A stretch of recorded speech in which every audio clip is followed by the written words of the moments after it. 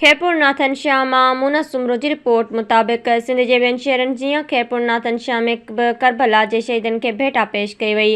मरकज़ी इमाम बारगाह पीर शाह में मजलिस थी, उन खां पोइ काफ़िलो मरकज़ी इमाम बारगाह खां ॿाहिरि निकितो, जिते अज़ादारनि ज़ंजीरुनि सां मातम कयो। बुलंद आवाज़ सां या हुसैन जा नारा लॻंदा रहिया।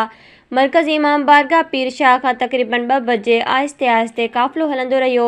हिन अज़ादारी काफ़िले में मुख़्तलिफ़ ॻोठनि जा काफ़िला जीअं रावत खान, लिगारी, मीर हसन ऐं जरवारनि जो काफ़िलो हिन काफ़िले में गॾु थी विया। यादि रहे त खैरपुर नाथन शाह में वॾी अज़ादारी थींदी आहे। शाह में ग़रीबा तक़रीबन 4:30 बजे खां मंझंदि मोहम्मद आकिल सुमरो चौक ते थी, जेका तक़रीबन 7 बजे ताईं जारी रही। शाह में ग़रीबा खे अलामा साजिद नक़वी साहब ऐं ॿियनि आलमनि ख़िताब कयो। शिया उलमा इकरामनि शहीद करबला जे वाक़िए ते रोशनी विधी।